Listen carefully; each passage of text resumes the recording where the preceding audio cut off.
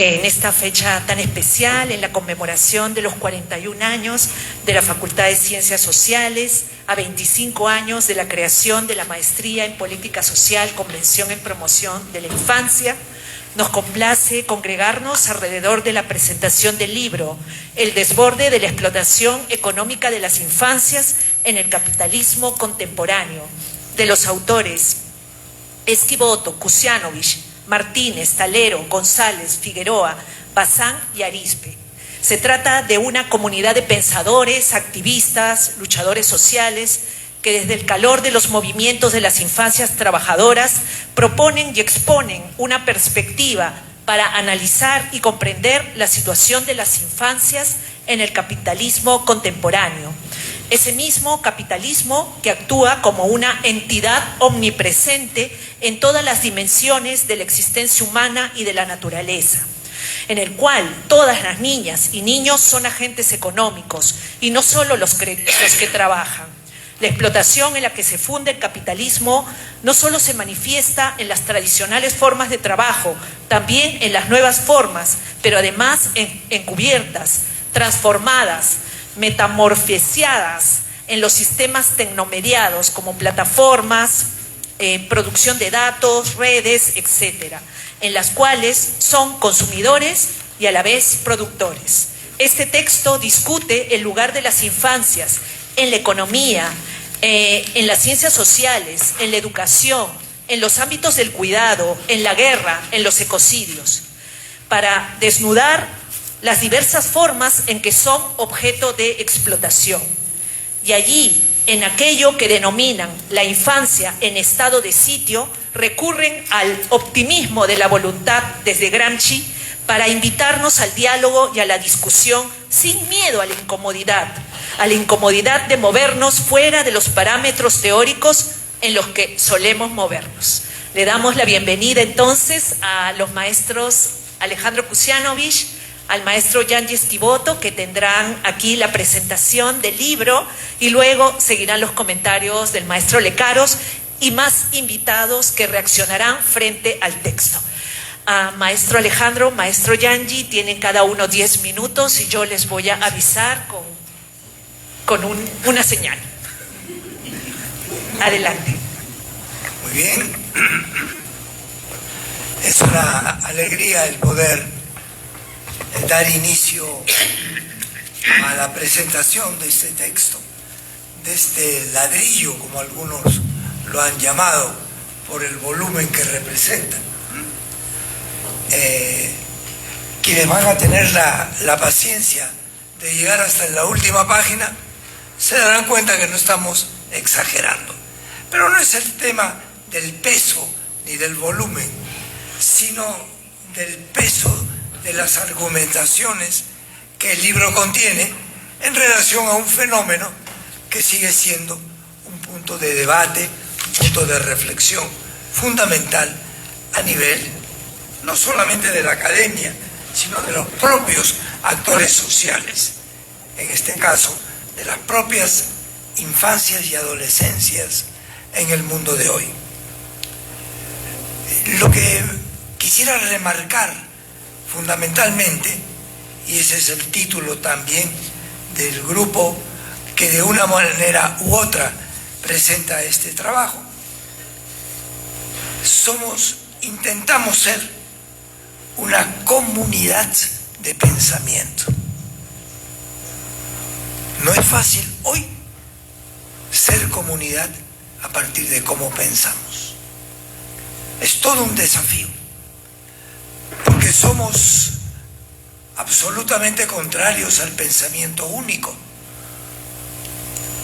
Y hablar de comunidad de pensamiento no es una manera de adulcorar esto que se llamó o que se mantiene como formas de pensamiento único.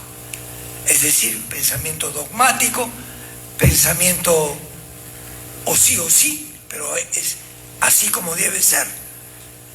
En un momento en que no hay más lugar para cierto tipo de dogmatismos. Eso no significa no tener seguridad, certeza de lo que se dice, lo que se plantea y lo que se escribe, pero tampoco el transformar lo que aquí en este libro se ofrece, transformarlo en una especie de callejón sin salida. No. La nuestra quiere ser permanentemente una comunidad de permanente pensamiento abierto.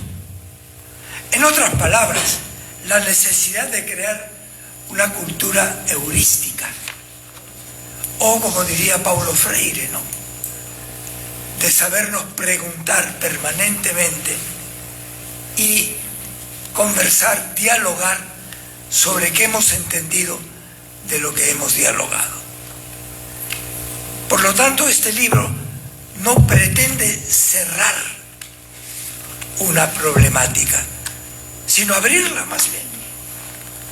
Porque si algo tenemos que cuestionar es organismos internacionales cargados de expertos que nos dan un paso al costado porque se piensa que pueden traerse abajo no solamente recursos económicos asignados a las instituciones, en este caso internacionales, sino fundamentalmente porque se derrumba una serie de recursos de tipo también intelectual, yo diría, que suponen un gran esfuerzo para volver a pensar. Viene lo que decía un brillante ya desaparecido como Hugo Zemmelman, chileno, exiliado, muerto en México, tengo entendido. ¿Sí? Él en su escuela planteaba algo que me parece fundamental, y es la necesidad de preguntarnos ¿y por qué no podría ser de otra manera? O, si ustedes quieren, hay que estar abiertos a los pensamientos inéditos, a las cuestiones que todavía no han tenido carta de ciudadanía en el campo del pensamiento, de la academia, de las publicaciones, etc. El tema estaba previsto de alguna manera esta intervención hacia el final, porque yo quería poner de relieve las eventuales dificultades que podrán surgir y que hay que enfrentar sobre esto de decir hoy día la explotación se da con todas las infancias y adolescencias. A los niños de un barrio pitucón o de un colegio de alto nivel, no digo académico, sino alto nivel, por lo que cobran para poderse matricular ahí, ¿es cierto? Decirle que es, además, blanquiñosos en su mayoría, decirles que son explotados es casi un insulto, porque no tiene evidencia hasta el día de hoy. No ha tenido manera de demostrar que eso tiene un fundamento, que no es un insulto, ni es un reproche, sino que es una realidad. Y esto, me parece a mí, nos obliga a pensar cómo será el diálogo intrageneracional en los próximos años entre las nuevas generaciones de niños, niñas y adolescentes de distintos sectores sociales. Claro, cuando a los niños trabajadores en la calle, en sus organizaciones, en el campo como en la ciudad, se les dice, ¿tú eres explotado? No, te van a decir, yo trabajo porque yo quiero y porque me gusta. Pero eso no quita de que no haya niveles de real explotación en el sentido clásico, ¿no es cierto? Produzco tanto y recibo casi nada de lo que produzco. Hay alguien que se queda con lo que yo produzco. Entonces, este criterio, esta categoría de explotación decir hoy, todos los niños, todas las niñas, adolescentes, de alguna u otra forma, producen riqueza que no vuelve al dominio de su propiedad, de su ejercicio. Es una dificultad mayor, a mi modo de ver, para establecer que ese no es un discurso de y para niños trabajadores, sino para todas las infancias. No es fácil y no lo será. Habrá que reaprender qué es dialogar entre sectores sociales marcados unos por la pobreza y la exclusión evidentes y otros que aparece todo lo contrario, aparece el bienestar, la soltura y el sentirse felices. Por eso me parecía importante recordar que esta comunidad de pensamiento es una comunidad abierta a seguir pensando. Este no es un libro que cierra o que ha pretendido cerrar un debate, abrir una nueva forma de abordar este fenómeno social que hasta el día de hoy hemos apodado como trabajo infantil, es decir, trabajo prohibido, prohibible, evitable, erradicable, abolible. Y empezar a mirar de otra manera dos elementos que son fundamentales. Uno, ¿en qué consiste hoy no renunciar al derecho a la felicidad que tienen todas las criaturas? También cuando decimos, estamos produciendo riqueza y se la llevan otros, ¿no es cierto? Y dos, el hecho de reconocer que en el fondo, esto nos puede ayudar a repensar qué es hoy, en qué consiste hoy una relación intergeneracional. Por eso nos parecía importante y agradecemos desde ya que San Marcos haya querido acoger esta presentación, porque querramos o no, el peso social y el peso académico que tiene San Marcos puede hacer que se vea que lo aquí producido no es el invento de 4 aventureros, son un poco más, son 8, pero no importa, ¿no es cierto? Sino que este es un camino que requiere del aporte de tantas otras personas, de tantos otros trabajadores sociales, de tantos otros educadores, psicólogos, sociólogos, antropólogos, historiadores, economistas y políticos. Hasta ahí para el abrebocas de esta pequeña reflexión que quisiéramos compartir y comprometernos a que ustedes se sientan parte también de esta comunidad de pensamiento. Muchas gracias. Muchas gracias, maestro. Maestro Alejandro Kusianovich, aunque ya muy conocido, pero para quienes no lo saben, estamos ante un maestro de educación primaria, sacerdote católico, con más de 55 años dedicado a la educación, a la defensa de la infancia y la adolescencia trabajadora, maestro docente en esta casa de estudio y 3 veces distinguido como doctor honoris causa por la Universidad Nacional Federico Villarreal, por esta casa de estudio, la Universidad Nacional Mayor de San Marcos y por la Universidad de Manizales de Colombia. Gracias, maestro. Presentamos al maestro Gianni Esquivoto. Para que sepan, el maestro es investigador italiano dedicado al estudio de la infancia, niños, niñas y adolescentes trabajadores.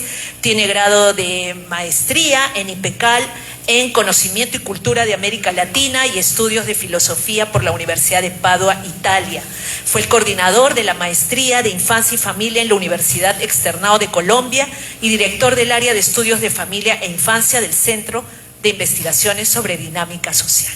El maestro Esquivoto va a compartir acerca del libro por espacio de 10 minutos. Gracias. Bueno, voy a ser primero agradecer la Universidad de San Marcos. No es la primera vez que tengo el honor de poder hablar en esta sede tan prestigiosa. Y entonces agradecer la universidad, la señora decana y los presentes. Yo voy a ser muy didáctico para que ustedes puedan orientarse en el contenido del libro. Sin embargo, le robo algo a los 10 minutos que tengo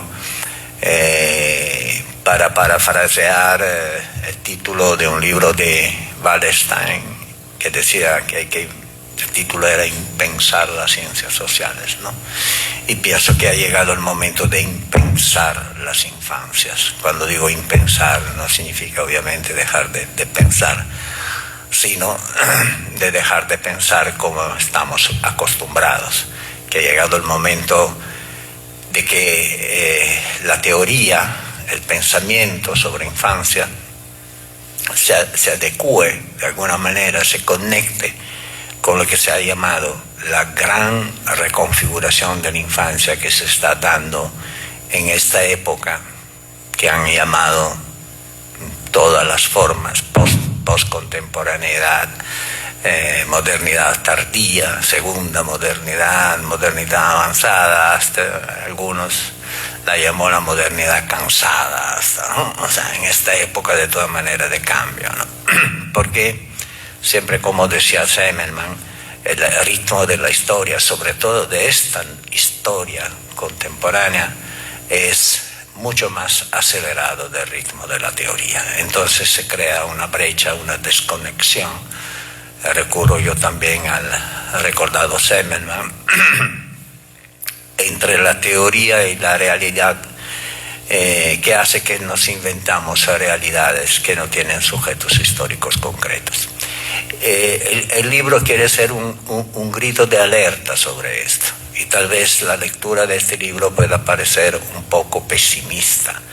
No es pesimista, o sea, es un primer momento en que hemos querido mirar la realidad en sus aspectos también más duros, más agresivos, más violentos y más violadores. Pero también en el libro se encuentran muchas veces invitaciones, palabras, aserciones que invitan a pasar también de la vulnerabilidad a la generatividad. Entonces antes se recordaba Gramsci, la fórmula completa sería el pesimismo de la inteligencia y el optimismo de la voluntad. Tal vez este libro, como primera fase, es más un poco orientado, digamos, o pende un poco, ¿no? Con el pesimismo de la inteligencia, pero siempre teniendo presente la obligación ética del optimismo de la voluntad. El libro tiene 9 capítulos, decía que iba a ser muy didáctico. Disculpen, pero Lima me acogió también con un poco de gripa, y le pido perdón. Decía que el libro, en el primer capítulo, intenta adentrarse en el debate económico, no relativo a infancia, contemporáneo,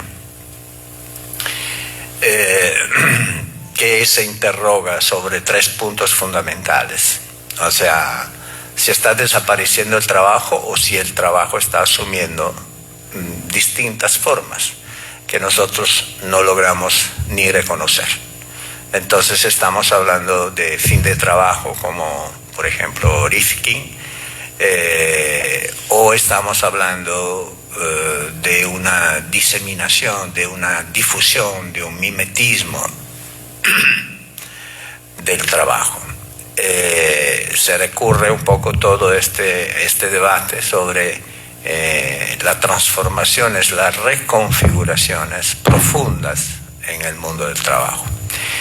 El segundo tema que se analiza en el primer capítulo, se reconstruye casi como estado del arte, ¿no?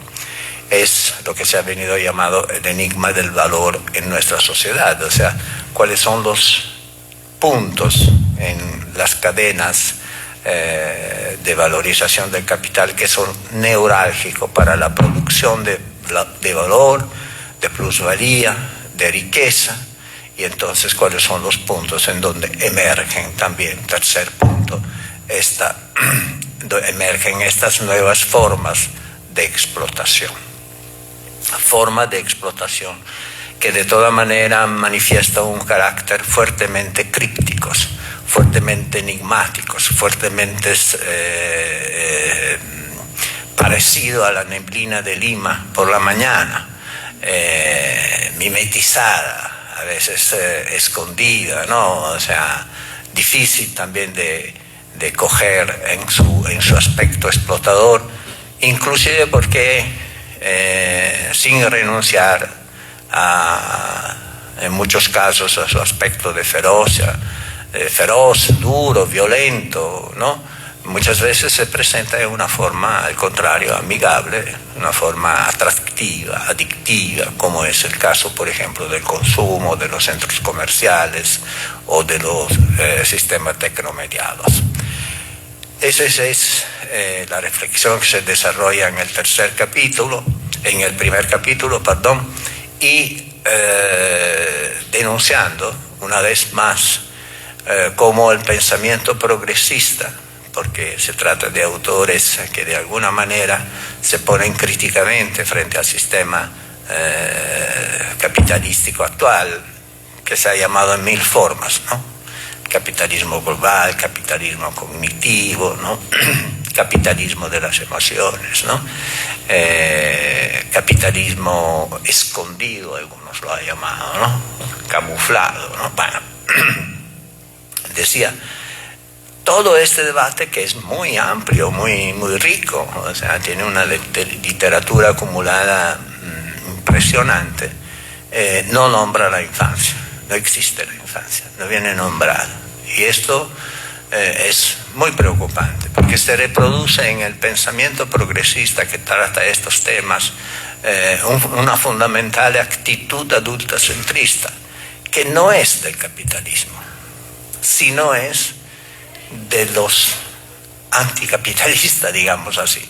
Porque el capitalismo, y esto es el sentido de este libro, ha entendido perfectamente una cosa, que contrariamente a lo que era el pacto de la modernidad, hoy como hoy los niños, todos los niños son agentes económicos y son recursos económicos en todos sus aspectos de la vida, desde que están en el vientre de la mamá y le hacen una ecografía que después se publica en las redes sociales, ¿no? Hasta el niño como consumidor, el niño como utilizador de las redes sociales, etcétera, etcétera, ¿no? Y en cambio no lo ha entendido todavía el pensamiento económico progresista, que sigue hablando de las transformaciones del trabajo, de los puntos neurálgicos, de la extracción de plusvalía y de las nuevas formas de explotación, como si no existiera la infancia, como si la infancia fuera excluida del mundo económico. Y es lo mismo que pasó con el pensamiento decolonial. Lo mismo, idéntico. El pensamiento decolonial que yo he estudiado a fondo, yo he estudiado y que admiro, no habla de infancia. O sea, como si la infancia no fuera un grupo poblacional que necesita una decolonización, que necesita ser impensada, como decía Wallerstein, ¿no? O sea, pensada nuevamente bajo nuevas categorías. El segundo capítulo entonces intenta inicialmente ponerle remedio a esta ausencia, intentando ver las sugerencias que vienen de este debate económico, aplicándola a la infancia, o sea, usando estas categorías para entender qué está pasando con la infancia, porque son todas categorías que no tienen limitaciones etarias, y no solamente de las infancias. sino podríamos hablar también de la nueva forma de explotación de los ancianos. Disculpa, pero somos colegas en esto. De nueva forma de explotación de los ancianos, ¿cierto? Porque cuando yo veo una publicidad en donde me hablan de los medicamentos de la próstata, o me hacen publicidad de un calzoncillo que sirve para que no se vean las pequeñas gotitas de orina, disculpen el ejemplo, ahí es la infancia, perdón, la edad anciana, ¿no? Entonces toda la población se vuelve agente económico. Ahí en este segundo capítulo, un primer momento que es, como decir, anecdótico, una narrativa, o sea, que presenta situaciones concretas que se dan, de expulsión, de migración, de utilizo de las redes sociales, de presencia en los centros comerciales, de consumo, etcétera, etcétera. Pero creo que tal vez lo más interesante de este segundo capítulo es retomar las categorías fundamentales propuestas por el debate económico y finalmente decir, acá hay algo que puede ayudarnos a impensar las infancias de hoy, ¿no? Estoy hablando de categorías como de biopolítica, bioproducción, biopoder, ¿no? Sabemos que la categoría de biopolítica es una de las más discutidas, más estudiada, ¿no? Pero ahí también parece que la infancia no existe. Estamos hablando de la psicopolítica, de la categoría como una psicopolítica que yo personalmente he traducido también como el capitalismo de las emociones, o sea, el utilizo de los territorios, de las territorialidades interiores de los niños en función de una extracción de plusvalía. Estamos hablando del capitalismo de las expulsiones. El profesor Jaramillo es gran conocedor de Saskia Sassen, tanto que una vez me corrigió porque me confundí el nombre con el apellido.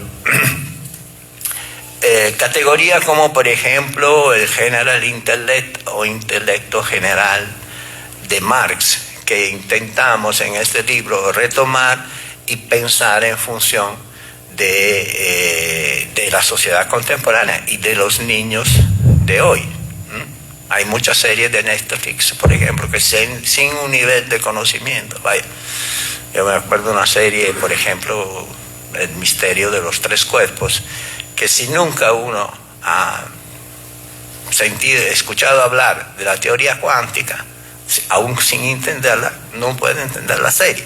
Entonces, ¿qué es el General Intellect? Es este nivel, ¿no?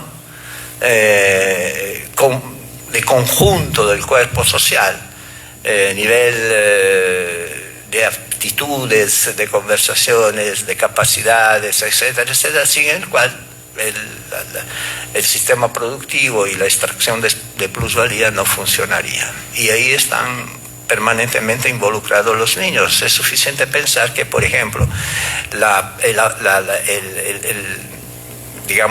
el niño aprende solo a manejar la tecnología, ¿no? Aprende solo a manejar el celular. Es un autoaprendizaje, ¿no? Entonces es una reproducción de este General Intellect. Una discusión después sobre el consumo. Hay un gran debate sobre el consumo, pero sobre el consumo desde el punto de vista también teórico, como punto neurálgico de la producción de plusvalía. El consumo no es solamente una destrucción, sino es una realización de un valor, cuanto menos, ¿no? Porque algunos dicen hasta que es producción de valor. Bueno, ahí hay todo un debate, pero ya se están elaborando categorías como la de prosumer, por ejemplo, en donde el consumo se mezcla con la producción. Es suficiente pensar cuando se entra en un McDonald's, ¿no? Mientras se consuma, pero también se produce, porque el orden lo hacemos nosotros, la cuenta la hacemos nosotros con las pantallitas, y la limpieza la hacemos nosotros cuando levantamos el coso y llevamos. Ayer fuimos con algunos amigos a comer en la Rambla, un coso de la Rambla, y nadie te sirve. O sea, tú tienes que levantarte, ir a ordenar, llevar, tan. Entonces, ahí hay todo un debate sobre el consumo como nuevo punto neurálgico del hiperconsumo, de la explotación, o sea, de la apropiación de riqueza ajena. Y finalmente llegando a una interpretación que siempre se ha dado, que pero tal vez hoy habría que retomar con mayor radicalidad, sobre la guerra y el ecocidio, o sea, el problema ambiental, visto no solamente como responsabilidad del antropocene, ¿no? O del antropos, sino del capitalocene. O sea, Gaza es un gran negocio, es obviamente una tragedia humana y es justo que nuestros corazones se fracturen, se queden heridos por las pietas frente a estos niños que se mueren de hambre, sin olvidar pero que detrás de eso están fuertes intereses económicos. Y estos niños que se mueren en Gaza son también agentes económicos en su digamos, rostro más feroz, que son niños explotados, porque sabemos cómo ya están hablando de la reconstrucción de la Franja de Gaza como de un enorme negocio inmobiliario, ¿no? Entonces, esta omnipresencia, este carácter omnívoro del capitalismo, del dinero, que busca ocupar los rincones perdidos, o sea, aquellos espacios de la vida humana, de la experiencia humana y de la experiencia de las infancias, ¿no? Que obedecían a otra lógica, que obedecían a la lógica del don, de la gratuidad, de la afectividad, y que el capital ahora intenta en todas las maneras de someter, subsumir, si era el lenguaje marxista, ¿no? Subsunción real y formal, subsumir a la lógica del provecho, o sea, a la lógica del intercambio. Dicha en forma económica, podríamos decir que se quiere eliminar cualquier vestigio, o sea, cualquier residuo del valor de uso, para que se quede solo y exclusivamente en todas las transacciones humanas el valor de intercambio. Sean transacciones no solo económicas, sino transacciones culturales, sean transacciones sexuales, sean transacciones afectivas, sean transacciones conversacionales, al punto que alguien ha dicho una cosa espantosa para mí, pero bueno, que el mercado fundamentalmente son conversaciones, ¿no? O sea, son actos, ¿no?, de interacciones, todos reconducidos a esta lógica, y ahí por supuesto están niños y niñas. O sea, el pacto de la modernidad, que de alguna manera quería excluir los niños de las fealdades, de la ferocia del mundo económico, salta completamente. Bueno, los otros capítulos retoman todo esto en una forma más profunda. El tercero se centra sobre la explotación en los contextos textomediados. Casi termino. El cuarto sobre el hiperconsumismo. Ahí se intenta también una lectura del fetichismo de las mercancías de marca, para ver si es posible hablar de un fetichismo del consumo. Es un punto delicado sobre el cual tampoco nosotros estamos seguros al 100%. Es una propuesta que esperamos después averiguar en conjunto con todos los lectores. El quinto, muy importante, es el cuerpo de la infancia, que físicamente y también simbólicamente no estamos hablando solo de la prostitución infantil, no estamos hablando solo de la pedofilia, o menos, sí que quedan siempre importantes, pero estamos hablando, por ejemplo, de la hipermedicalización de los niños, por ejemplo, mercantilizados por la industria farmacéutica, de la cirugía estética que también interesa a los adolescentes, por ejemplo. Estamos hablando del cuerpo expuesto simbólicamente, por ejemplo, en la publicidad.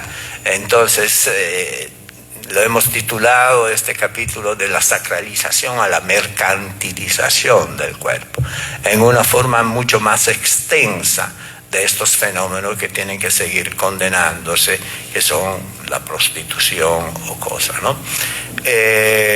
Después tenemos un capítulo importante sobre la mercantilización de las escuelas y de los actos formativos, y otro capítulo muy importante de cómo toda la esfera del cuidado, que es la esfera por excelencia, la esfera por excelencia de la economía del don, de la economía de la afectividad, etcétera, etcétera, viene penetrada hoy, o se intenta ser penetrada por esta lógica de la explotación, o sea, de la producción y apropiación de la riqueza. Finalmente, un capítulo sobre guerra, ecocidio y el tríptico fatal del ciclo de producción, destrucción y necropolítica, que pensamos que es la forma más radical y extrema, pero paradójicamente que obedece a la misma lógica que es lo que anima el capital, porque el capital necesita destruir. ¿Por qué necesita destruir? Porque el capital es esencialmente acumulativo, no puede reproducirse por sí mismo, no puede ser una economía circular. Y entonces, en el consumo significa destrucción, o sea, producción y destrucción. Tengo que destruir continuamente para poder producir continuamente y crear una infinita multiplicación de los deseos. Esto asume formas feroces y dramáticas en la guerra o en el ecocidio de los recursos naturales. Y finalmente el último capítulo, que se titula Inconclusas conclusiones, como dice el título mismo, es lo que decía el maestro Alejandro, que este libro es un libro absolutamente abierto. Es un libro que quiere abrir una puerta, pero es un libro inseguro, podemos decir, dudoso. Entonces es también una convocatoria, cierto, es una convocatoria a lo inédito, pero a un inédito territorio en el cual para poder caminar necesitamos de la aportación de todos ustedes y de todos los que acá no están presentes, pero de alguna manera entramos en contacto con el libro. Muchas gracias. Muchas gracias, maestro Yanji. Queremos invitarlos a maestro Alejandro, maestro Yanji, por favor a unirse aquí al auditorio, porque vamos a tener los primeros comentarios, reacciones. Y quisiera pedirle por favor que suban Margarita Díaz Picasso y Eduardo Cáceres, por favor, si nos pudieran acompañar. Y quiero presentarlo brevemente. Ya me la llevo.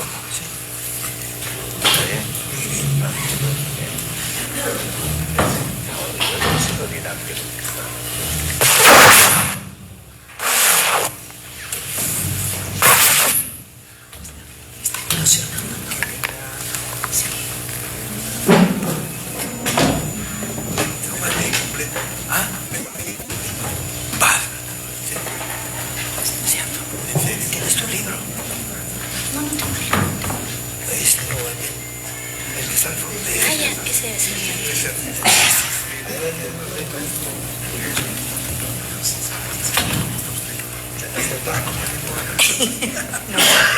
Vamos a contar entonces con el doctor Carlos Lecaros, docente nombrado de la Facultad de Ciencias Sociales, de aquí de la Casa de Estudio. Tiene grado de doctor en Filosofía por esta universidad, magíster en Filosofía, con mención en Historia de la Filosofía, y es miembro del equipo docente de nuestra maestría en Política Social, con mención en Promoción de la Infancia. También nos acompaña la doctora Margarita Díaz Picasso, docente de la Universidad Antonio Ruiz de Montoya, magíster en Política Social, con mención en Género, Población y Desarrollo por esta Casa de Estudio y abogada de la Pontificia Universidad Católica del Perú, con más de 20 años en formulación y gestión de políticas públicas con enfoque de género y desarrollo social.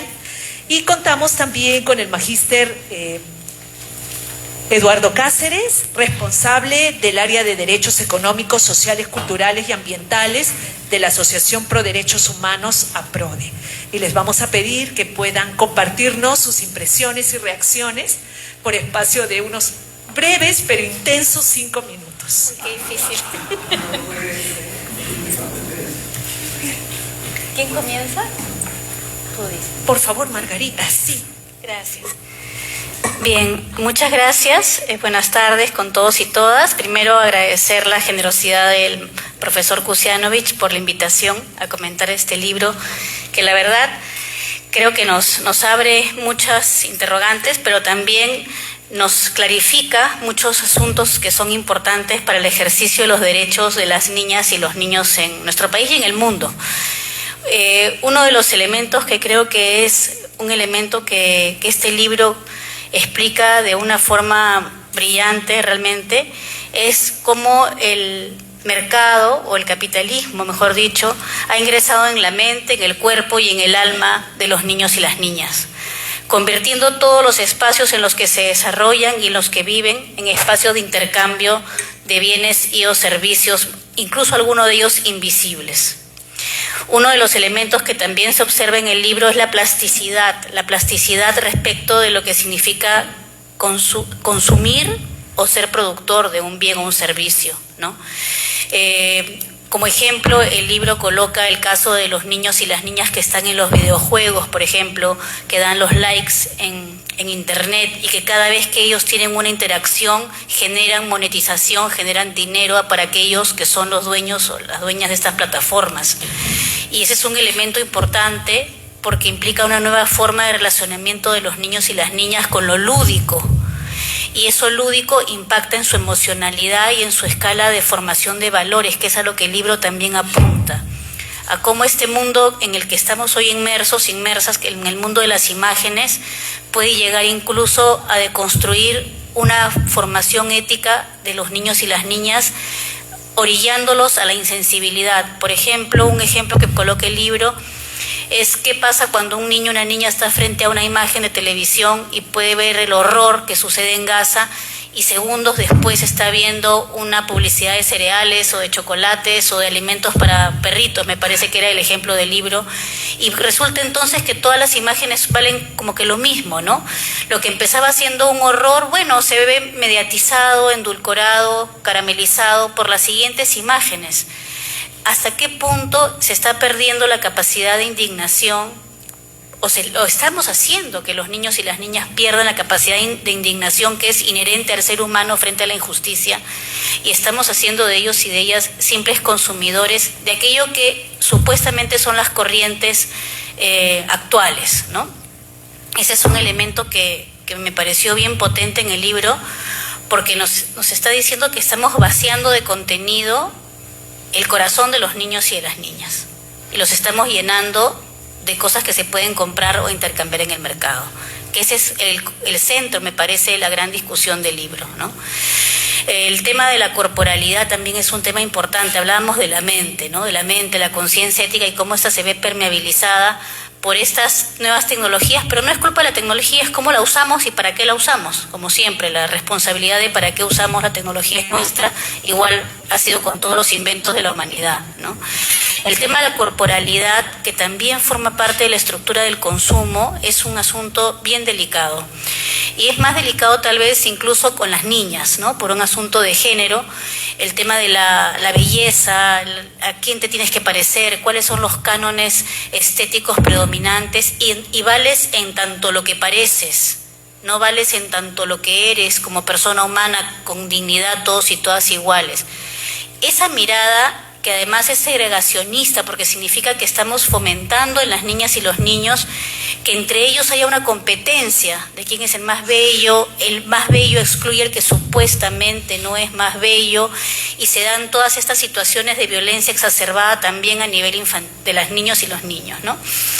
El elemento, por ejemplo, de la corporalidad al servicio del mercado es un elemento clave, y tenemos ejemplos en otros países donde hay estos concursos, por ejemplo, de las princesitas, que a las niñas les depilan las cejas, ¿no? Les depilan el bozo, les ponen pestañas postizas y las hacen desfilar en concursos como si fueran personas adultas, al margen de lo que podamos tener en opinión personal sobre ese tipo de concursos.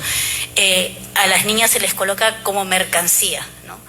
Y un ejemplo trágico de esa situación fue el caso de una niña que fue asesinada en Estados Unidos, que fue una niña que ganó un concurso de belleza, la niña Bennett, cuyo asesino nunca fue descubierto, ¿no? Y lo que se discutió en ese momento era si es que estas exposiciones no servían de plataformas para los pedófilos y las colocaban a las criaturas en mayor vulnerabilidad frente a estos depredadores, ¿no? Pero son lógicas mercantiles, no están prohibidos. En varios países estos concursos se dan, en algún momento los han querido hacer en el Perú también, comento por si acaso, hay que estar atentas que eso no pase. El tema de la corporalidad, como digo, es un tema bien duro en el libro, y también es duro el tema de la banalidad de los procesos de explotación de las infancias, ¿no? Esta idea de no pasa nada, los niños y las niñas también hacen encuestas respecto de juguetes, encuestas respecto de alimentos, forman parte del ciclo productivo de alguna manera, porque se hacen una encuesta de qué tipo de forma ha de tener un juguete, el que gane va a ser el juguete producido. Entonces hay ese supuesto empoderamiento desde el mercado de que los niños toman decisiones, pero no son decisiones que los liberan, son decisiones que los encadenan a ser consumidores de productos producidos en masa y con la única finalidad de ganar dinero. Entonces se deja de lado el espacio del afecto, se deja de lado el espacio del calor, no solamente en el hogar, el espacio del calor de la sociedad y de la comunidad que debería de cuidar a las niñas y los niños. Es un libro muy extenso, ya veo a Rosana que está con su hojita. Es un libro muy extenso, es un libro que invita a detenernos en los párrafos para volverlos a pensar, y que merecería seguramente una conversación mucho más larga, pero quisiera cerrar con algo que me pareció interesantísimo y que es una de las palabras finales del libro, ¿no? Como tarea para al momento de volverlo a leer, volverlo a repensar, cada uno y cada una de nosotros en nuestras intervenciones, en lo que hacemos, es recuperar el sentido ético, espiritual de la economía, orientada a la justicia y la equidad, a lo humano y al respeto de la madre tierra y lo comunitario. Creo que ese es es la frase que engloba tal vez lo que el libro nos quiere decir. Hay otra forma de enfrentar las cosas, hay otra forma de crear una vida distinta, y hay otros sueños que podemos compartir para hacer realidad, pensando en las niñas y los niños como sujetos de derechos, no como agentes de mercado, no como los ciudadanos y ciudadanas del futuro, sino como las personas que merecen ser felices hoy. Gracias, profesor Kusianovich.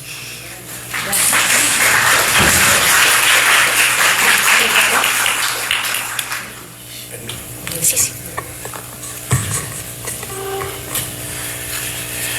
Buenas tardes. También me uno al agradecimiento a la invitación de Alejandro. Yo quisiera empezar con algo que dijo el profesor Chiboto, y cuando terminaba de leer el libro y después de todo ese recorrido, caí en la cuenta de que los niños, adolescentes de Gaza estaban viviendo al mismo tiempo, en un mismo momento, todas esas circunstancias que se ponen en el libro, ¿no? Realmente, ¿no? Y a ellos les quisiera dedicar lo que voy a exponer en estos minutos. Un punto muy interesante del libro que recogí en 4 puntos. No me voy a detener porque yo quiero entrar a la parte económica, como apoyar la fundamentación que se da sobre el actuar del capitalismo. Cuatro ideas fueron que me saltaron, digamos, de una especie de resumen del libro. El carácter de apropiación capitalista, ¿no?, que es muy interesante, que ahora lo voy a ampliar con un autor. Lo que es el capitalismo en su fase neoliberal. se hace referencia a un oikos diferente. Oikos es la expresión etimológica de la palabra economía, que es casa, territorio, ¿no? Y el último es sobre los desafíos y esperanzas, a lo que también el libro contribuye, ¿no? Que uno puede decir, bueno, aquí están haciéndose análisis, estudios, pero es donde hay más, ¿no? Ese es un primer punto. La pregunta entonces que podría surgir de acá es, ¿por qué atribuirle al capitalismo, al neoliberalismo, estas actuaciones sobre explotación económica? ¿No? Uno podría decir que es un conspiranoico, ¿no? Que está conspirando siempre contra el capitalismo y el neoliberalismo, pero no es así, no es así. Realmente en todos los estudios y lo que se ha venido aportando sobre el capitalismo y sobre el neoliberalismo hay muchas certezas, ¿no? Que lamentablemente lo voy a decir. Ustedes por favor tómenlo como un acto de fe, porque no hay tiempo para demostrarlo, pero sí tenerlo muy en cuenta. Por los años 70-71, un famoso economista de origen egipcio, Samir Amin, publicó un libro que se llamaba La acumulación a escala mundial. Y casualmente son aportes que él hace para efectos de tratar el tema de las diferencias con los países subdesarrollados. En uno de los puntos que él trabaja hay una idea muy importante que tiene que ver con lo del libro, ¿no? Cuando él dice de que el capitalismo no solamente trata de ser un modelo dominante, sino además exclusivo. O sea, tiene que zafar al resto. Y eso sucede, ¿no? Entonces, cuando uno revisa el libro, él decía, ¿no? ¿Cómo pasa en el caso de los niños del cuerpo a la corporalidad? Es decir, todo lo que es la parte externa de vivencia, si se quiere, biológica, pasa también a querer expropiarle o apropiarse de las interioridades, ¿no? Ese es el tema, digamos, en el que yo hacía ese paralelo con lo que el caso que explica Samir Amin con lo que se ve en el libro, ¿no? Ese capitalismo que no le es suficiente ya ganar espacios geográficos, ganar vidas en el término biológico, sino también entrar a la interioridad de las personas. Hay varios autores que podrían aportar acá. Recordaba Luis de Sebastián, un economista español ya fallecido, que decía que el neoliberalismo es un sistema de creencias.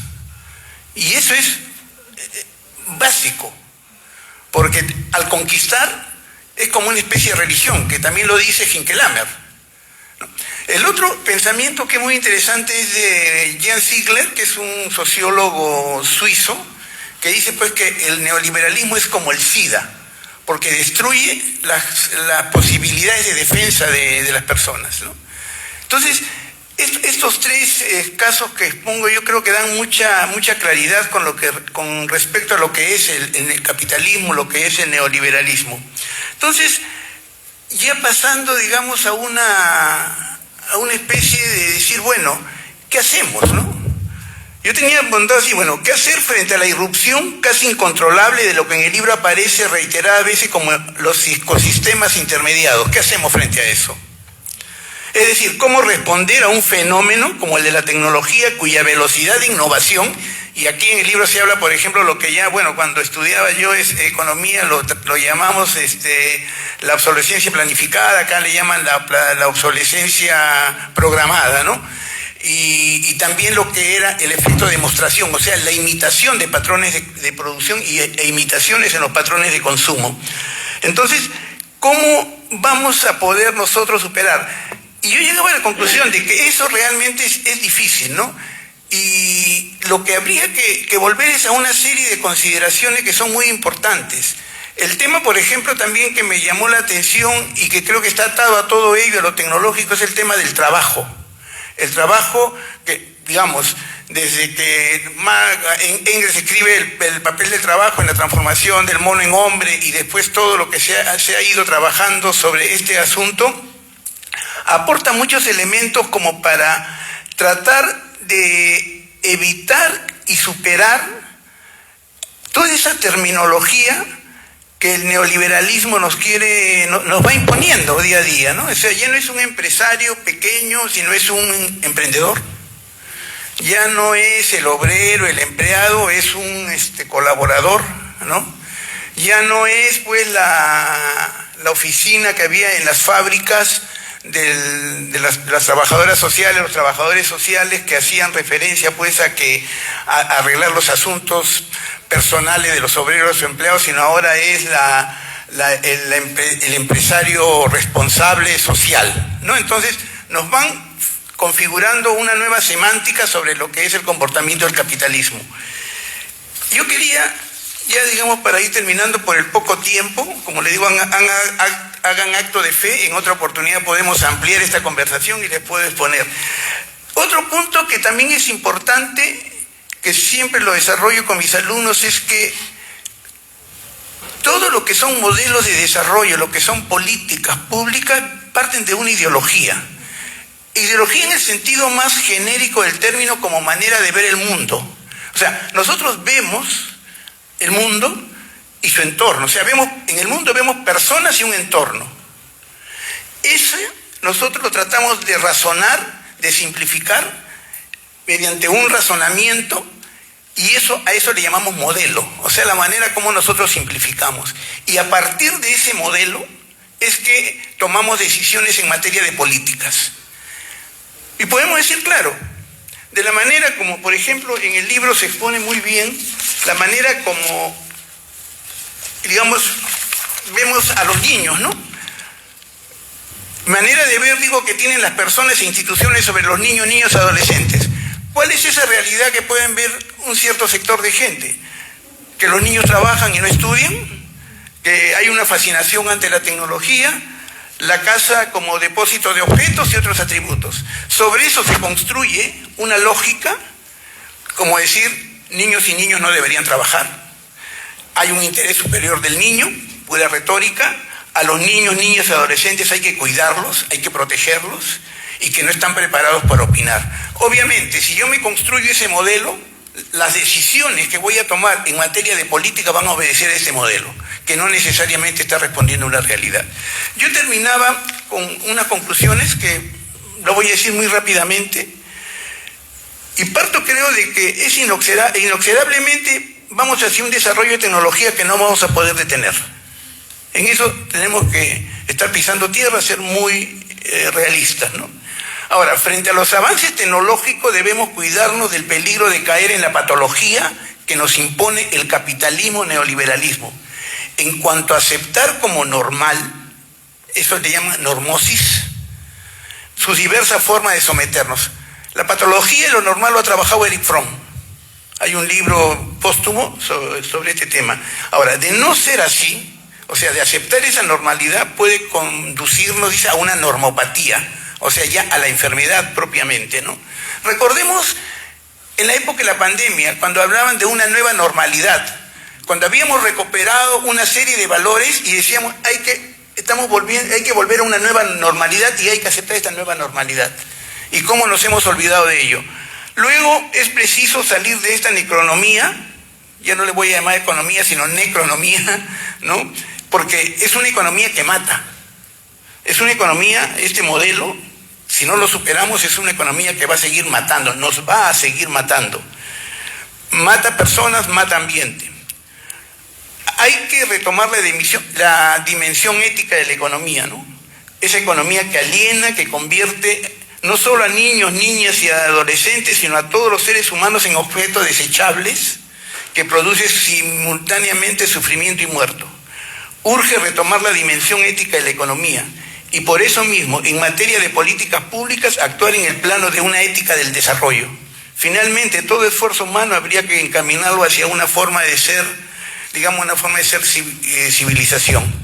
Ignacio Ellacuría, recuerdo que él decía, ¿no? Un modelo que genera muerte, que genera sufrimiento, no puede ser un modelo universalizable. O sea, no podemos aceptar un modelo que está destruyendo nuestra especie. Gracias.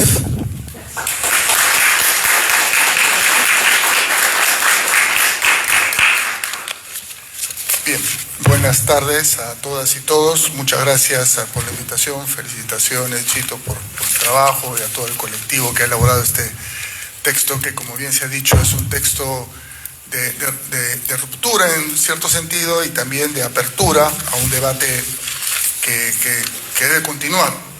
Y yo quisiera aportar en ese sentido algunas observaciones de una lectura inicial, porque leer 400, no sé cuántas, 60 páginas, no, sobre todo en estos tiempos, no es muy frecuente, ¿no? Y felicito la audacia de publicar un libro de 460 páginas en el mundo actual. Bueno, en primer lugar, creo que la relación, me parece fundamental es el recuperar para un tema aparentemente sectorial, niñez y adolescencia, una lectura que lo ubica en una lógica más general de la sociedad. Yo creo que ese es un aporte sustantivo, fundamental, que me parece hay que saludar y hay que buscar reiterar en otros ámbitos de la investigación y del trabajo de las ciencias sociales, ¿no? Porque en las últimas décadas o años se ha generalizado una lógica más bien sectorialista, ¿no? Hay estudios de género, estudios de niñez, estudios interculturales, etcétera, ¿no? Y se pierde de vista que todas esas realidades que se estudian así están articuladas por lógicas comunes, ¿no es cierto? Y obviamente en nuestro tiempo la lógica dominante es la lógica del capital. Creo que eso es incuestionable y creo que resaltarlo es muy importante. Eso es lo primero. Ciertamente ya en la discusión específica hay asuntos que son discutibles, ¿no es cierto? Yo particularmente me inclino fuertemente por ratificar, reiterar la centralidad del trabajo en la sociedad capital, en la economía capitalista, en la sociedad burguesa, con todas las reformulaciones y recomposiciones y segmentaciones que se han hecho, ¿no? Y también superando una visión que nunca estuvo en ningún texto de que el trabajo solamente es el trabajo físico, manual, el trabajo frente a la máquina, con el brazo, etcétera, ¿no? En ningún lugar nadie dijo eso. Y ahora sí pretende de que porque aparecen otras formas de trabajo, estas serían la superación de la sociedad del trabajo, y creo que no es así. Bueno, y en ese sentido creo que ubicar la centralidad, la importancia de la lógica del capital, que no es nueva, ¿no? O sea, el capitalismo tiene en sus orígenes y en su base un volumen de trabajo infantil impresionante. Podría decirse que sin trabajo infantil, así como sin colonias no hubiese sido posible el capitalismo, sin trabajo infantil y adolescente no hubiese sido posible la revolución industrial. Y eso está documentado no solo por Marx, sino por Charles Dickens en sus novelas, ¿no es cierto? Y por un montón de películas que hemos visto seguramente en otros tiempos. Entonces creo que esa relación es fundamental. Y ahora aparece de otra manera, ¿no? Y ahí la relación entre producción y consumo me parece muy importante. Yo me puse a pensar, ¿dónde he leído esto de producción, consumo y producción? Y recordé, en el famoso manuscrito M de Marx, que es parte de lo Grundrisse, en el folio 12 en adelante, consumo y producción, ¿no? Y es extraordinario. Yo recomiendo leerlo, esos textos, esos dialécticos en los cuales la ida y vuelta entre consumo y producción es permanente, ¿no es cierto? Y en ese sentido creo que lo que estamos asistiendo es a una nueva fase de esta relación consumo-producción. O sea, no es una ruptura con la lógica del capital tal como se entendió en los análisis más potentes que se hicieron al respecto, sino es un desarrollo nuevo, efectivamente, que tiene sus peculiaridades, pero que en lo fundamental mantiene esta relación, ¿no? Y esto me ha hecho pensar también en algo que es reiterado en nuestra sociedad, ¿no? Que son estas, creo que Strazenyis lo acuñó el término, estas modernizaciones arcaizantes. Cada vez que se produce un avance, supuestamente una modernización, esta modernización lleva a recaer en cosas muy arcaicas, ¿no? Y creo que este momento en el cual se produce esta colonización acelerada de la subjetividad de niños y adolescentes para incorporarlos al consumo, ¿cierto?, está llevando a una reiteración y fortalecimiento de las formas más tradicionales y más opresivas de trabajo infantil y adolescente, ¿no? Y tengo dos ejemplos precisos al respecto. El otro día, conversando con una persona que está haciendo una investigación de campo en una provincia en el sur del Perú, daba cuenta que, conversando con un profesor, le decía, preocupado, angustiado, en fin, ¿no?, de que los viernes en la tarde los alumnos llegan al aula con su mochila lista, porque terminan la clase el viernes en la tarde y se van a la minería. Y regresan en el mejor de los casos el lunes, si no el martes, ¿no? Adolescentes, ¿sí? Y el profesor decía, y no puedo sacarlos, pues no puedo excluirlos, porque peor sería, ¿no es cierto? ¿Y por qué se van a la minería? Ya no es simplemente para aportar a la casa, es para comprarse el celular, es para comprarse la ropa de marca, para comprarse la zapatilla de marca, ¿no es cierto? Para comprarse esos productos que dan prestigio, supuestamente, y que suponen determinadas... Perdón, había puesto esto para controlar mi tiempo, y creo que... ya está, listo, listo, ya estoy terminando entonces. Creo que se produce esta reiteración, o sea, esto no saca a los niños y adolescentes del trabajo en sus formas más, sino al contrario, los vuelve a tirar de ahí. Y hay testimonios diversos. Hay otro ejemplo que es más duro quizás, ¿no? De una provincia del norte argentino, en el cual se descubre una red de prostitución adolescente, ¿no es cierto?, manejada por un adolescente varón y un taxista, y son niñas o adolescentes no necesariamente pobres, ¿no?, que están en eso porque si no se mueren de hambre, sino por el tema del consumo suntuario, básicamente, ¿no es cierto? Entonces creo que ese tipo de relación me parece que es importante trabajarla, porque creo que estamos en un momento en el cual estas aparentes modernizaciones, estas aparentes fugas hacia adelante, en realidad terminan estando acompañadas de retrocesos muy serios en el mundo de los derechos, ¿no? Y una última idea, creo que esta reflexión que tiene un tono crítico, ¿no?, y la crítica es pesimista en un primer momento, por cierto, nos debe llevar a una profundización que nos permita descubrir cuál es el núcleo racional que está presente en los sujetos que están involucrados en esto, ¿no? Los teóricos estos de la Escuela de Frankfurt, etcétera, en los momentos más duros, de la década más dura, decían que siempre hay un residuo, alguno de ellos usó la palabra residuo emancipatorio, incluso en las condiciones más duras de opresión y de alienación. Bueno, tenemos que descubrir, porque si no hay si no descubrimos ese residuo, no va a ser posible desarrollar procesos emancipatorios. Los procesos emancipatorios solo funcionan si son endógenos, ¿no es cierto?, si nacen y eso era justamente la fuerza del discurso emancipatorio del proletariado, pues el trabajador que descubría el trabajo como fuerza productiva, alienado por y se rebelaba, ¿no es cierto? Bueno, ¿cuál es ese núcleo que está presente en estas nuevas generaciones colonizadas por ese capitalismo que podría permitirnos o debería permitirnos desarrollar procesos emancipatorios? Gracias, disculpa.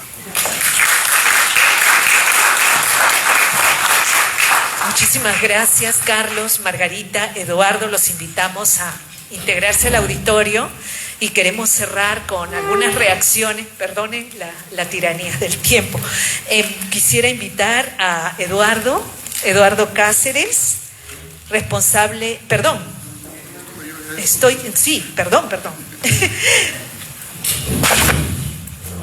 Ok. Quiero invitar a Carlos Cáceres, director de la Escuela Profesional de Trabajo Social, docente principal con amplia experiencia en investigación y formación en trabajo social, especialista en políticas públicas, intervención social y gestión de programas sociales, participante activo en proyectos de fortalecimiento comunitario y desarrollo social. Por favor, Carlos, aquí a la mesa. Invitamos también al doctor Jorge García Escobar, docente principal de la Escuela Profesional de Trabajo Social,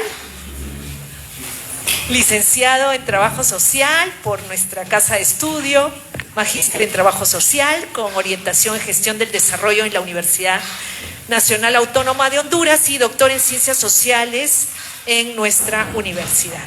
Y queremos invitar finalmente a la doctora Carlota Casalino para que se sume a esta última mesa de ideas síntesis con las cuales queremos cerrar este compartir que aún deja muchas preguntas, muchas inquietudes, y creo que de eso se trataba. Entonces, ¿podemos seguir en el orden en que hemos invitado? Sí, por favor, Carlos, Jorge, luego la doctora Carlota. Disculpen, apenas tenemos unos 3 minutos para cerrar con unas reacciones finales. Muy bien, buenas tardes. Sí, bueno, en la misma lógica, tratando de que las ideas en breve sean un acto de fe, como se decía, ¿no? ¿Sí se escucha? Sí se escucha, ¿no? Sí. Me quedo un poco en el contexto de lo que planteaba Alejandro, ¿no? El libro como la oportunidad de plantear un debate, reflexión, en el marco de una comunidad de pensamiento, ¿no? Y claro, en este tiempo donde la intelectualidad está mucho más enmarcada en parámetros, pensar un libro desde una lógica ensayística, desde la infancia, pero para discutir la sociedad. Es un tema diferente, ¿no? Es un tema diferente. Es también contracorriente, porque nos están parametrizando bajo la lógica de qué es lo que vale, ¿no? Vale la publicación y el renacir, ya no importa lo que diga, ¿no es cierto? Lo que vale es el puntaje. Entonces, estamos enmarcados también en una lógica tecnocrática donde hay ciertas categorías sobre las que tenemos que estar obligadamente relacionados, ¿no? Entonces repetimos permanentemente, ¿no? Solamente los objetivos de desarrollo del milenio y un conjunto de categorías, como la categoría derechos, pero derechos humanos asociado a ¿qué? A la diferenciación, desarrollo, subdesarrollo como algo inventado para poder inferiorizar. Entonces, creo que también aquí hay una discusión de fondo del papel de la academia y del papel de la universidad pública. Hoy hay una diferencia también que tenemos que poner sobre la mesa cuando se discuten categorías como infancia, categorías como discapacidad, persona adulta mayor, el cholo, el pobre, porque hay de fondo una situación de desigualdad estructural y hay una subalternización del saber social. Cuando hoy se discute en la política el papel de las ciencias sociales, entonces, si es medio pituquín es caviar, y si no, es un vago, ¿no es cierto? El de las ciencias sociales es un vago, que no tiene nada que hacer, entonces comienza a opinar, es un opinólogo, ¿no es cierto? Entonces, no se puede hablar de desigualdad, pareciera que es, ¿no? Algo para impensar, como se planteaba, ¿no? Entonces, aparecen también, ¿no? Discusiones sobre, finalmente, qué es la felicidad, ¿no es cierto? Finalmente, ¿dónde se discuten estas diversas perspectivas de los particularismos que tenemos, ¿no? En nuestro país, que tiene esta pluriversidad de culturas, ¿no? De pensamientos, ¿no? Entonces hay una discusión, ¿no? Culminando, ¿no? Se plantea ya la infancia como enmarcada en una lógica de consumo, y claro, ya no es solamente lo que vemos en la televisión. Hoy la sociedad informacional, la sociedad comunicacional también es una sociedad de la servidumbre. Está mucho más perfeccionada, ¿no es cierto? La explotación no ha cedido, al contrario, ¿no es cierto? Antes, cuando éramos niños, trabajábamos, ¿no es cierto? Pero hoy nos explotan también con saco, con corbata, ¿no es cierto? Nos explotan desde la docencia, nos explotan desde diferentes lugares. Y los niños también, hoy son explotados, como se mencionaba, a través de las redes, ¿no? Jugando Roblox, jugando muchos otros juegos con el like, ¿no es cierto? O obligados a producir, porque si no estás en las redes no existes, ¿no es cierto? Entonces eso se va incorporando también en la lógica del ser. Entonces el niño se entiende solamente dentro del consumo, y si no, ya no se entiende, ya no se acepta, ¿no? Entonces por eso necesita la tecnología. Entonces creo que es una discusión de fondo, es una discusión importante para hacerla en el marco de la infancia, pero también es una discusión que hay que incorporar en muchos más espacios de la vida social. Muchas gracias.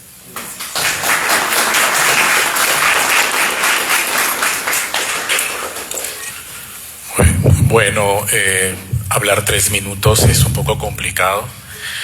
Voy a hablar libremente porque no puedo hacer algo en 3 minutos, más que remitirme a cosas básicas, ¿no? Por ejemplo, me gustó en el texto y me gustó también en los comentarios que se ve mucho una perspectiva globalizadora de la infancia. O sea, el tema de que todo lo que pasa alrededor en términos de modelo económico, modelo civilizatorio, procesos societarios e inclusive ciencias sociales siempre tienen un punto de definición en la infancia. O sea, esa idea de que la infancia es un sector que hay que separarlo, sesgarlo, hacerlo parte de la academia, ¿no? Hacerlo parte de la academia como la coraza de la tortuga, ¿no? O sea, por cuadraditos separados es absurdo. O sea, creo que en buena medida los estudios de infancia han tenido ese gran sesgo peligroso, ¿no? O sea, centrarse en la condición, centrarse en la política, centrarse en el niño y adolescente como si fuera una parcialidad totalmente separada de lo que son procesos mucho más grandes, mucho más amplios, como ahora se ha visto con el modelo civilizatorio y estas reversiones del neoliberalismo, ¿no? Creo que es importante seguir en esa línea, ¿no? O sea, no caer en una focalización, no caer en una territorialización, no caer en una en la niñez como un sector que solamente hay que verlo desde adentro, ¿no? Sino que tratar de relacionarlo y buscarlo desde perspectivas académicas e intelectuales disidentes, ¿no? La ciencia social es un espacio de libre pensamiento. San Marcos es una academia que se caracteriza por eso, ¿no? Porque se busca la realidad, se busca la verdad, enorme pretensión, como decía Gian Pietro Esquivoto, pero que es necesaria ponerla en marcha, ¿no? Porque si no estamos repitiendo una universidad, pues que como ya saben es como una pequeña tienda y fábrica de sujetos obedientes, ¿no? Subalternos al sistema, que no piensan nada más que en su bolsillo y en su situación económica. Entonces a mí me ha impresionado mucho eso, ¿no? La idea de ir ampliando, y también en esta perspectiva crítica, cómo hacer el análisis secularizado y sin ningún miedo, ¿no? O sea, por ejemplo, esta idea yo me ponía a pensar cuando hablaba Gian Pietro en relación a esto de que los progresistas piensan académicamente y piensan políticamente a la infancia como un sector, y la niñez trabajadora en específico como un sector pues que hay que eliminar, ¿no? Hay que acabar, ¿no? Mientras que el capitalismo más vivo, más aplicado, ¿no? Más reconvertido, mastica todo, se come todo. O sea, el neoliberalismo todo lo hace negocio, a todo le saca jugo, no le importa ninguna infancia. O sea, lo único que quiere hacer es esa búsqueda egocéntrica y loca por plata, ¿no? Mientras estaban hablando me hacía recordar a Nestlé, por ejemplo, ¿no? El gran poderoso monopolio de las leches maternizadas, ¿no? Quienes han sido madres, padres aquí saben muy bien que tienes toda la batería de leches, todas son, la dueña es BBI de Suiza, es la Nestlé, ¿no? Es la única que se gana toda esa plata, ¿no? Y la infancia emerge como un sujeto que desde distintas perspectivas, desde distintas condiciones, es rentable, genera plata. Por otro lado, nuestras perspectivas críticas de ciencia social, ya sean posiciones más académicas cerradas, ¿no? No dogmáticas, sino de línea fuerte, como el marxismo, por ejemplo, como los feminismos, por ejemplo, a la infancia ni la ven, ni la tincan, no aparece. Vamos a liberar el mundo, pero las infancias no son liberables, las infancias no son escuchables. Las infancias no son tan piolas para pensarlas también como sujeto revolucionario, como sujeto transformador. Entonces yo me acordaba cuando escuchaba los comentarios, ¿no? Esas frases de mi abuela: cuídame de las aguas mansas, que de las bravas me cuido yo, ¿no? O sea, nos estamos permanentemente posicionando ante un sistema, un modelo civilizatorio destructivo, y bueno, ya se han hecho todas las caracterizaciones posibles, pero desde la academia necesitamos hacer esfuerzo de reversibilidad. O sea, no podemos seguir pensando las infancias que vayan las de trabajo social, ¿no? Las infancias que vayan las de educación, ¿no? O sea, inicial, ¿no?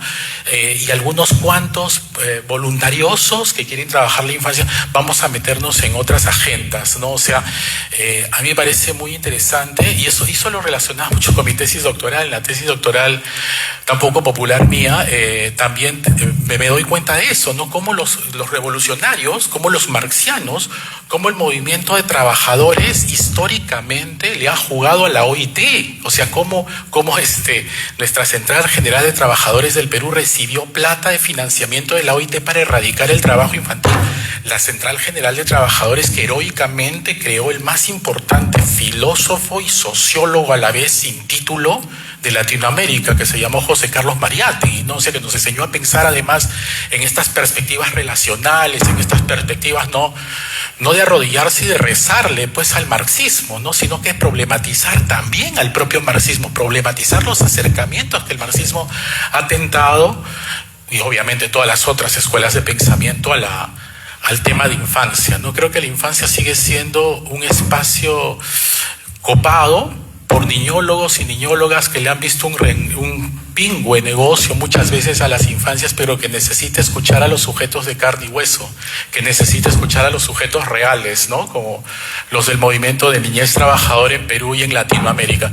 Termino con la congratulación de encontrar un texto en el que, además del trabajo generoso de Gian Pietro Esquivoto y de Alejandro Kusianovich, habían compañeros y compañeras que también han luchado fuertemente, ¿no? Por esta visión, por esta perspectiva de que la infancia es un actor social protagónico realmente de los procesos societales a todo nivel, ¿no? Me encantó encontrar a Luz Estela Talero, Alejandro Martínez, a Elvira Figueroa, Ángel González, ¿no? Gente que realmente ha hecho de la praxis, de la práctica y teoría una unidad. Tenemos que pensar en la unidad teoría y práctica, no podemos fragmentarla, no podemos pensar que profesionales que chambean y otros tantos que cranean nada más la realidad. Eso me ha gustado mucho, y también los comentarios. Muchas gracias, y como seguiremos conversando el texto, como decía el profesor Lecaros.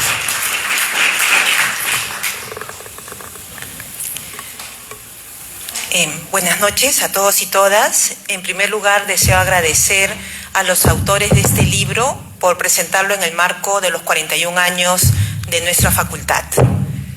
Se trata de un libro colectivo en el mejor sentido del término. Este grupo de los autores se autodenomina Comunidad de Pensadores Luchadores. Es una obra de 469 páginas.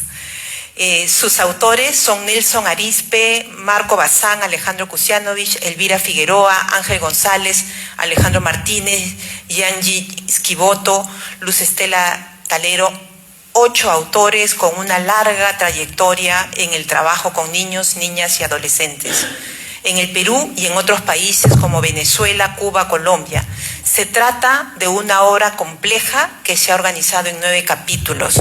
Su lectura es indispensable, y la curiosidad que les debe haber generado todos estos comentarios y las presentaciones va en esa ruta.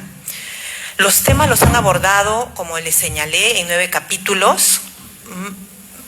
Voy a leerles algunos títulos de esos capítulos porque son tan elocuentes que uno ya sabe qué es lo que va a encontrar en cada uno.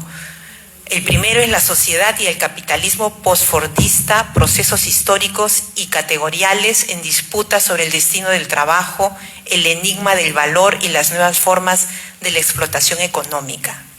Allí hay un gran debate, ¿no? Es un enorme debate en el cual hay que mirar y participar.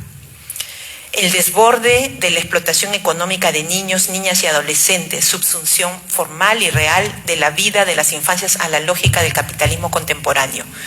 Tremendo capítulo, realmente tremendo capítulo, porque justamente es allí donde ustedes señalan claramente que no se trata justamente de niños, niñas y adolescentes trabajadores. Es algo que atraviesa a la niñez en su conjunto y, como se ha señalado en esta mesa, a la humanidad en su conjunto, ¿no? Yo ya en casa, por ejemplo, que somos adultos mayores, nos preocupa el tema de la salud, que es tal negocio, el de los seguros, el de los remedios, ¿no?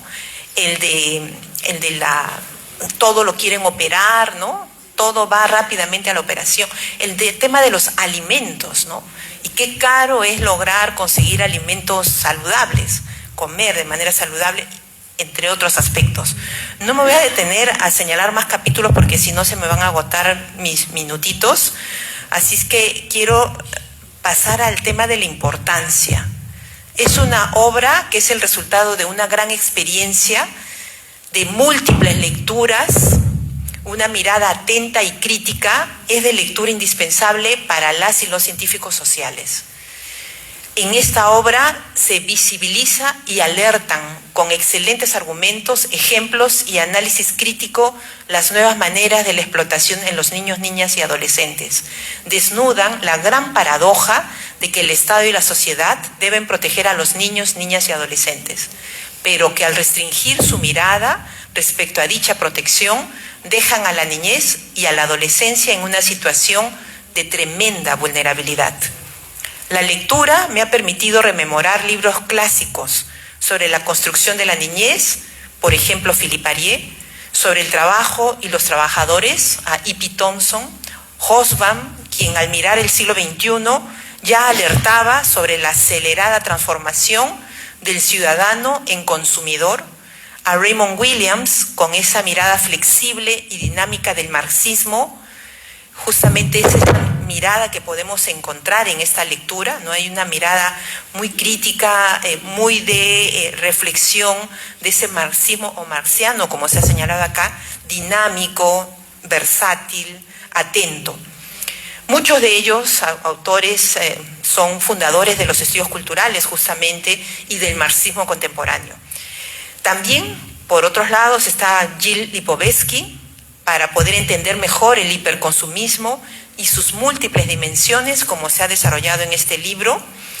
El tema, por ejemplo, de la ligereza en algunas de las obras de Lipovetsky nos señalan justamente que en eso hacer todo pequeño, frágil, ligero, se necesita la mano de obra infantil. Se necesitó para las armas, ahora se necesita para utilizar los microchips, ¿no? También, por ejemplo, entre otros, a Richard Sennett, con su análisis sobre la cultura del nuevo capitalismo, el espíritu artesanal y la obsolescencia cada vez más acelerada, así como otros académicos que reflexionan sobre este contexto volátil, incierto, complejo y de tremenda ansiedad.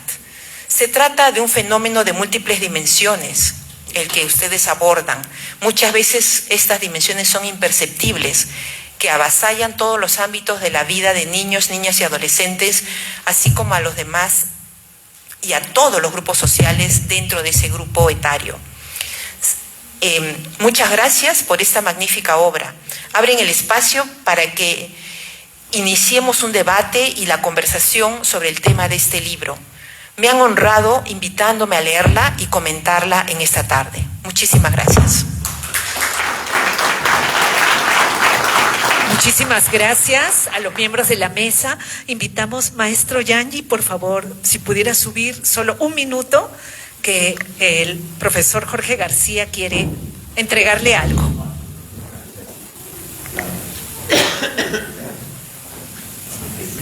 Sí, me voy a tomar la libertad de leer un pequeño texto para Gianpietro Schibotto.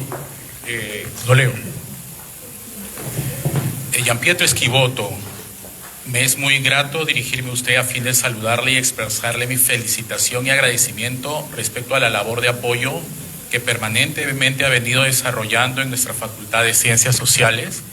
Aprovecho la oportunidad para hacerle llegar nuestro agradecimiento por el acompañamiento brindado las veces que se le ha requerido en la dación de clases magistrales en nuestros programas académicos durante varios años.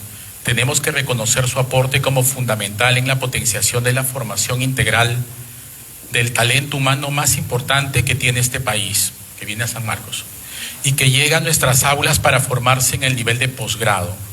En ese sentido, esperamos poder seguir contando en el futuro con su colaboración voluntaria y comprometida en otras acciones académicas, hecho que en definitiva beneficiará en la formación de nuestro alumnado. Sin otro particular, nos despedimos de usted, no sin antes expresarle los sentimientos de nuestra estima y reconocimiento.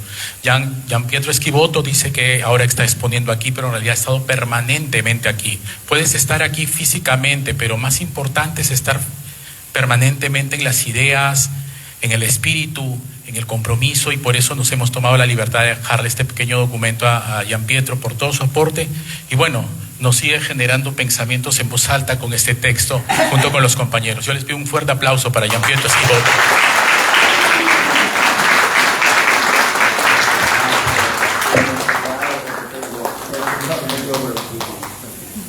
Muchas gracias por este inmerecido.